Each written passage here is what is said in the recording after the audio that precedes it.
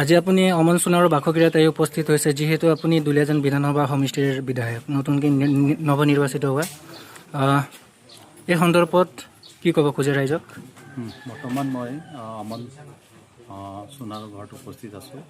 নিশ্চয় পৰিয়ালক লগ কৰিছোঁ আৰু মই সমবেদনা জ্ঞাপন কৰিছোঁ। নিশ্চয় এটা দুখদায়ক ঘটনা ইতিমধ্যে ঘৰটো ঘটিছে। দুখৰ কথা এইটোৱে যে দুজন ল'ৰা সেই হেবিটেজ চেণ্টাৰটোত আছিল, ককায়েক ভায়েক আছিল, আৰু কেনেকৈ সেই যিটোৱে চলাইছিল, তেওঁ অকলে মাৰপিট কৰিছে নে কেইবাজনমান মিলি মাৰপিট কৰিছে, সেই কথাবিলাক নিশ্চয় আমাৰ যিটো এনকুৱাৰী হ'ব, পুলিচৰ যোগেদি এনকুৱাৰী ইতিমধ্যে আৰম্ভ হৈছে, তাৰ যোগেদি গম পোৱা যাব।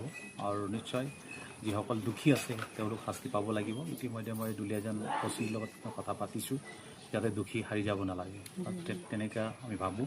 আৰু মই ভাবোঁ এইবিলাক যিবিলাক ড্ৰাগছৰ যিসকল ব্যৱসায় কৰে, এইটো কোন জড়িত আছে। কাৰণ এনেকুৱা এটা ভিতৰুৱা অঞ্চলত, চহৰবিলাকত হয়তো ক'ৰবাৰ পৰা মানুহ আহিলে আৰু এনেকুৱা হয়তো ড্ৰাগছ বিক্ৰী কৰে, কিন্তু এনেকুৱা ভিতৰুৱা ঠাইত নিশ্চয় কোনোবা হয়তো চহৰৰ পৰা আহি তেওঁলোকক কেনেকৈ ধৰণৰ প্ৰলোভন দি খুৱাবলৈ আৰম্ভ কৰিলে, যাৰ কাৰণে এটা ঘৰৰ দুই ভাই ককাই এই ড্ৰাগছত ইতিমধ্যে এফেক্টেড হৈছিল।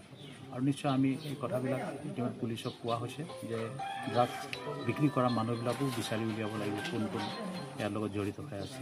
আৰু নিশ্চয় আমি ভাবোঁ আমাৰ যিজন ল'ৰা ঢুকাইছে তাক ন্যায় যে পাওক, এইটো ইতিমধ্যে প্ৰকাশ